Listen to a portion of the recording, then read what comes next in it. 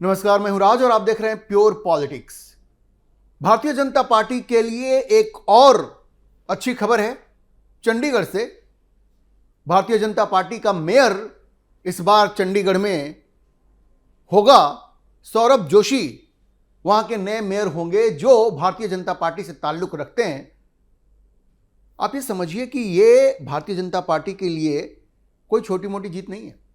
आपको पता होगा कि चंडीगढ़ के मेयर को लेकर के कितना हंगामा होता रहा है, लेकिन इस बार कुछ ऐसा हुआ कि वहां जो दो अन्य पार्टियां थीं, अरविंद केजरीवाल की आम आदमी पार्टी और राहुल गांधी की कांग्रेस, ये दोनों ही आपस में भिड़ गए। पहले तो दोनों साथ मिलकर के लड़ते थे ना, लेकिन इस बार ये दोनों आपस में भिड़ गए और फायदा किसको हुआ? फायदा हुआ भारतीय जनता पार्टी को। तो अब चंडीगढ़ में भारतीय जनता पार्टी का मेयर होगा सौरभ जोशी, वहां के मेयर होंगे और यह भारतीय जनता पार्टी के लिए एक बहुत बड़ी जीत मानी जाएगी, क्योंकि ये लोग कांग्रेस और आम आदमी पार्टी जो सेकुलरिज्म करते रहते हैं और जो कहा करते थे कि हम किसी भी कीमत पर भारतीय जनता पार्टी को नहीं जीतने देंगे, उनकी शर्मनाक हार हुई है। शर्मनाक हार हुई है। और दरअसल वो इस कदर डरे हुए हैं प्रधानमंत्री मोदी से, उनको लगता है कि कहीं हम लोग साथ में मिलकर के इस तरह के चुनाव लड़ेंगे तो नरेंद्र मोदी और मजबूत होंगे, क्योंकि लोगों को लगेगा कि भाई ये दो पार्टियां जो अपने दम पे नरेंद्र मोदी को चुनौती नहीं दे पा रही हैं, वो सिर्फ उनको हराने के लिए आपस में हाथ मिला रहे हैं। तो नरेंद्र मोदी का ये जो खौफ है वो आम आदमी पार्टी और कांग्रेस में इस कदर छाया हुआ है कि अब वो आपस में ही मारधार करने लगे। वरना सोचिए, ये जो दो पार्टियां जो कहती हैं कि हम किसी भी कीमत पे भारतीय जनता पार्टी को नहीं जीतने देंगे, वो एक मेयर के चुनाव में भी एक साथ नहीं लड़ सकी। एक दूसरे के प्रति गाली गलौज करते रहे, अपशब्दों का प्रयोग किया, आरोप प्रत्यारोप का दौर चलता रहा, लेकिन उसका फायदा किसको हुआ? उसका फायदा भारतीय जनता पार्टी को हुआ। अब देखिए कि भारतीय जनता पार्टी के जो मेयर बने हैं सौरभ जोशी, उनको कुल 18 वोट मिले और आम आदमी पार्टी का जो प्रत्याशी था योगेश ढींगरा, उनको 11 वोट मिले और गुरप्रीत सिंह सभी, ये जो कांग्रेस के प्रत्याशी थे, उनको 7 वोट मिले। मतलब 18 भारतीय जनता पार्टी को, 11 आम आदमी पार्टी को और 7 कांग्रेस को। अगर ये दोनों साथ होते तो ये बात टाई हो जाती, तब मामला कुछ और ही होता। अच्छा, इसके अलावा भारतीय जनता पार्टी के 2 डेप्यूटी मेयर भी चुने गए हैं। यह बड़ी कॉम्प्रिहेंसिव जीत है, बहुत बड़ी जीत है। मेयर तो बने ही, डिप्टी मेयर का जो 2 पोस्ट है वहां पे, वो दोनों भी भारतीय जनता पार्टी को ही मिला है। Jasmanpreet Singh senior deputy mayor बने हैं, भारतीय जनता पार्टी के हैं, और सुमन शर्मा वो भी डिप्टी मेयर बने, मतलब एक सीनियर डिप्टी मेयर और एक डिप्टी मेयर। उनको भी 18-18 वोट मिले। मतलब भारतीय जनता पार्टी का वोट बड़ा इंटैक्ट रहा और इनके वोट बढ़ गए कांग्रेस के और आम आदमी पार्टी के आपस में। और ये पहले इन लोगों ने इतना हंगामा किया था कि भाई हम तो किसी भी हाल में भारतीय जनता पार्टी को मेयर बनाने नहीं देंगे। काफी बातें हुई कि दोनों पार्टियां आपस में बातचीत कर रही हैं, रणनीति बनाई जा रही है। उस रणनीति का क्या हुआ?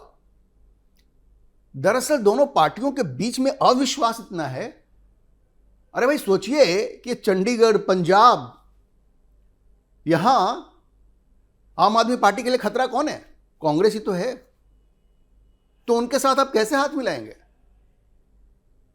अभी जो दिल्ली में असेंबली इलेक्शंस हुए थे, वहां कांग्रेस ने जो गेम किया अरविंद केजरीवाल को हराने के लिए, वो केजरीवाल भूले हैं क्या? भूल सकते हैं? सुपड़ा साफ हो गया केजरीवाल का दिल्ली में, और उसमें कांग्रेस ने अपना रोल प्ले किया। कांग्रेस ने अरविंद केजरीवाल की जमीन को खत्म करने में बहुत बड़ा रोल प्ले किया दिल्ली में। और ये जो शर्मनाक हार हुई अरविंद केजरीवाल की, उसमें कांग्रेस को भी बहुत बड़ा क्रेडिट जाता है वोट काटने में। और वोट काटने से ज्यादा एक माहौल बनाना होता है। आप ये समझिए कि अरविंद केजरीवाल ये भूले नहीं है। और दरअसल कांग्रेस को भी लगता है कि आम आदमी पार्टी अगर ग्रो करती है तो भाजपा का वोट तो नहीं काटेगी ना, वो किसका वोट काटेगी? कांग्रेस का वोट काटेगी। अभी गुजरात में जाकर के आम आदमी पार्टी जो वहां पे अपना पैर फैलाने की कोशिश कर रही है, तो किसका वोट काटेगी? वो कांग्रेस का वोट काटेगी। तो ये जो दो पार्टियां हैं, इन दोनों को एक दूसरे से ही खतरा है। और ये कहा करते थे कि भाई हम तो अल्पसंख्यकों के लिए काम करेंगे, गैर भाजपा वोटों को बिखरने नहीं देंगे, भारतीय जनता पार्टी को हर हाल में हराएंगे। तो चंडीगढ़ में क्या हो गया भाई? देख लीजिए किस तरह से ये लोग अपनी ईगो को लेकर के कोई रणनीति नहीं बना पाते। इनके लिए अपना ईगो सबसे ज्यादा इंपॉर्टेंट है, अपनी जीत इंपॉर्टेंट है और कुछ नहीं है। सिर्फ भारतीय जनता पार्टी और नरेंद्र मोदी से इनकी नफरत है, वही इनको कभी किनारे साथ साथ ले आती है। उसके अलावा इनके पास ना कोई साझी रणनीति है, ना कोई पॉलिसी है, ना देश के लिए, ना किसी राज्य के लिए, ना किसी म्यूनिसिपैलिटी के लिए। अब देखिए ये जो चंडीगढ़ में ये जो इलेक्शंस हुए हैं उसमें 35 काउंसलर हैं और जीतने के लिए 19 वोट चाहिए था। एक प्रत्याशी को जीतने के लिए 19 वोट चाहिए था। भाजपा के 18 काउंसलर थे और सबने भाजपा को वोट दिया। आम आदमी पार्टी के 11 काउंसलर थे और कांग्रेस के 7 थे। सबने अपनी अपनी पार्टियों को वोट दिया। वैसे जो कांग्रेस के जो 7 थे उनमें से एक वोट उनके चंडीगढ़ के एमपी का भी था, मनीष तिवारी का। तो सबने अपनी अपनी पार्टी को वोट दिया। अब अगर ये दोनों हाथ मिला लेते तो फिर क्या होता? कि टाई हो जाता। 18 भारतीय जनता पार्टी के पास, 11 आम आदमी पार्टी के पास और 7 कांग्रेस के पास, तो 18-18 का टाई हो जाता। और फिर क्या होता? फिर सिक्का उछाला जाता और उसके बाद यह तय होता कि कौन मेयर होगा। तो क्या पता उनकी किस्मत भी लग सकती थी। लेकिन आपसी खींचतान इतनी है, आपसी अविश्वास इतना है, कोई किसी के लिए कोई जमीन सीड नहीं करना चाहता, अपनी जमीन कोई छोड़ना नहीं चाहता। और ये बात करते हैं कि हम सेकुलरिज्म के लिए लड़ते हैं, संविधान के लिए लड़ते हैं। भाई कहाँ है संविधान? ये पॉकेट में राहुल गांधी जो संविधान लेके घूमते हैं, वो क्या हो गया चंडीगढ़ में या दिल्ली में क्या हुआ था? ये सब कहने की बात है। ये सब सत्ता के लिए मार काट करने पे उतारू हैं, एक दूसरे की टांग खींच रहे हैं और बात करते हैं कि हम देश में गरीबों के लिए काम करेंगे, संविधान की रक्षा करेंगे। इनकी मंशा सिर्फ और सिर्फ किसी तरह से सत्ता हासिल करना है और एक दूसरे के लिए थोड़ी सी भी जमीन सीड नहीं करनी है। देखिए ये खतरा राहुल गांधी के लिए ज्यादा है। भाई उनको प्रधानमंत्री बनना है, उनको प्रधानमंत्री बनना है तो उनको एक लीड लेनी पड़ेगी और एक टीम बनानी पड़ेगी, एक अलायंस बनाना पड़ेगा जिसमें कि सारी पार्टियों को वो साथ लेकर के चल सके। यहां तो ऐसी खींचतान चल रही है कि राहुल गांधी अपने दम पे लोकसभा में बहुमत पा सकते हैं, नहीं पा सकते। और उनका नेतृत्व ऐसा है कि वो किसी को स्वीकार नहीं है और उनके अंदर ईगो इतना है, अहंकार इतना है कि कोई उनको स्वीकार नहीं करता। आपने देखा होगा बिहार में, जब बिहार में चुनाव हो रहे थे तो तेजस्वी यादव के साथ कितनी उनकी खींचतान चली थी सीटों को लेकर के। तेजस्वी यादव तो चुनाव के लिए निकल ही नहीं रहे थे क्योंकि राहुल गांधी इस बात के लिए भी तैयार नहीं थे कि उनको मुख्यमंत्री का चेहरा घोषित किया जाए। अंत तक उन्होंने इंतजार करवाया। भाई इससे तो माहौल खराब होता है ना। जनता के बीच में क्या संदेश जाता है, वोटरों के बीच में क्या संदेश जाता है। तो राहुल गांधी के लिए बहुत बड़ा झटका है, बहुत बड़ा तमाचा है, क्योंकि वो विपक्ष का चेहरा बन के उभर नहीं पा रहे हैं। वो उभर नहीं पा रहे हैं। आप कह सकते हैं कि ये चंडीगढ़ में तो एक मेयर का इलेक्शन था, इससे क्या फर्क पड़ता है? फर्क पड़ता है, क्योंकि ये दिखाता है कि विपक्ष किस तरह से बिखरा हुआ है और किस तरह से एक दूसरे को देख नहीं सकता। इसका मैसेज ये है, विपक्ष पूरी तरह से बिखरा हुआ है, कोई लीडरशिप नहीं है, कोई किसी को लीडर मानने को तैयार नहीं है। आम आदमी पार्टी राहुल गांधी को लीडर मानने को तैयार नहीं है, ममता बनर्जी राहुल गांधी को लीडर मानने को तैयार नहीं है, कोई नहीं मान रहा। और राहुल गांधी कहते हैं कि हमको प्रधानमंत्री बनना है। वो विदेश में जाकर के फालतू की बात करते हैं कि यहाँ लोकतंत्र नहीं है तो वोट चोरी हो रहा है। भाई ये चंडीगढ़ के मेयर इलेक्शन में कौन सी वोट चोरी हो गई है? आप चाहते तो 18 वोट आपके पास भी आ सकते थे अगर आपने आम आदमी पार्टी से हाथ मिलाया होता। तो आपको बड़ा दिल तो दिखाना पड़ेगा ना। आपको प्रधानमंत्री बनना है, लेकिन ये सिर्फ सपना देखने से आप प्रधानमंत्री थोड़े बनेंगे। उसके लिए आपको प्रयास करना पड़ेगा, अपना ईगो छोड़ना पड़ेगा, अपना अहंकार छोड़ना पड़ेगा। इनके अहंकार की वजह से कांग्रेस को छोड़ करके कितने नेता बाहर चले गए। हिमंता बिस्वा शर्मा तो बहुत बड़े उदाहरण है। वो वहां गए तो वो कुत्ते को बिस्किट खिला रहे थे। बहुत सारे लोग हैं ऐसे जो इनके अहंकार की वजह से कांग्रेस छोड़ के चले गए, और इसलिए इनके जो अलाइज हैं, इनके जो सहयोगी हैं, वो भी इनके साथ कंफर्टेबल नहीं है। तो चंडीगढ़ में ये जो मेयर का इलेक्शन हुआ है, इसका सबक ये है, इसका मैसेज ये है कि राहुल गांधी सबक सीखने को तैयार नहीं है और वो लोगों को अपने साथ जोड़ नहीं पा रहे हैं। यही स्थिति बिहार में तेजस्वी यादव के साथ भी है। अपना एक जो वोट बैंक है मुस्लिम यादव, उसके आगे वो बढ़ नहीं पा रहे हैं, और वही स्थिति राहुल गांधी के पास है।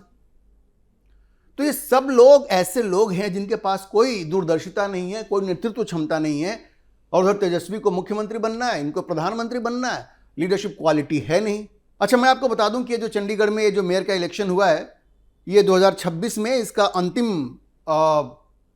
मेयर का चुनाव हुआ है। हर साल होता है ना ये जो 5 साल का म्युनिसिपल कॉरपोरेशन का टर्म है, ये 2022 से ही चल रहा है। तो इस बार ये जनरल कैटेगरी के लिए रिजर्व था, अब तो फिर से चुनाव होंगे अगली बार।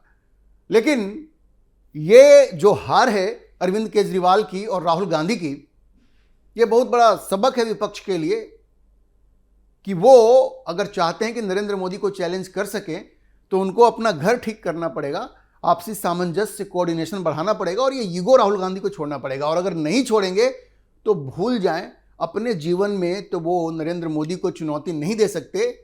नरेंद्र मोदी लगातार उनको हर चुनाव में रौंदते जा रहे हैं, और राहुल गांधी के पास बचने के लिए कोई जगह नहीं है, मुंह छिपाने के लिए कोई जगह नहीं है। ये नरेंद्र मोदी की जीत तो है ही, लेकिन उससे ज्यादा ये राहुल गांधी की एक और शर्मनाक हार है। और मैं आपको बता दूं कि भारतीय जनता पार्टी के जो नए राष्ट्रीय अध्यक्ष बने नितिन नवीन, उनके लिए भी एक अच्छी खबर है।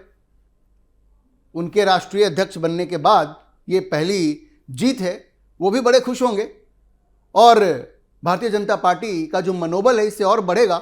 अभी 5 राज्यों में चुनाव होने वाले हैं, उससे पहले ये जो चंडीगढ़ में मेयर की ये जो जीत है, वो पार्टी के कैडर को इंस्पायर तो करेगी ही, एक पॉजिटिव मैसेज भी जाएगा पंजाब में, हरियाणा में, देश के दूसरे हिस्सों में, और आने वाले समय में भारतीय जनता पार्टी का कैडर और मजबूती से चुनाव लड़ेगा, और नरेंद्र मोदी के नेतृत्व पे एक और मुहर लगी है। और ये जो चीज है, इससे भारतीय जनता पार्टी के कैडर का जो विश्वास है अपने नेतृत्व में वो और बढ़ेगा। और जैसा मैंने कहा, नितिन नवीन के लिए भी एक अच्छी शुरुआत है।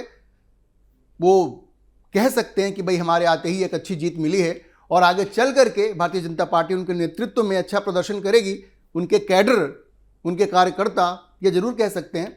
तो चलिए, एक जीत है, भारतीय जनता पार्टी अभी इसको सेलिब्रेट करेगी, लेकिन ये एक वो मौका भी है जहां राहुल गांधी और उनकी टीम को, उनके गैंग को बैठ करके सोचना पड़ेगा कि उनके लिए क्या गलत हो रहा है और आखिर क्यों वो कोई भी चुनाव जीत नहीं पा रहे हैं। अभी के लिए इतना ही। इस विषय पर आप क्या सोचते हैं, अपनी राय कमेंट बॉक्स में जरूर लिखें, और अगर आपको वीडियो पसंद आया हो तो आप इसे लाइक करें, शेयर करें, और हमारे चैनल को सब्सक्राइब जरूर करें।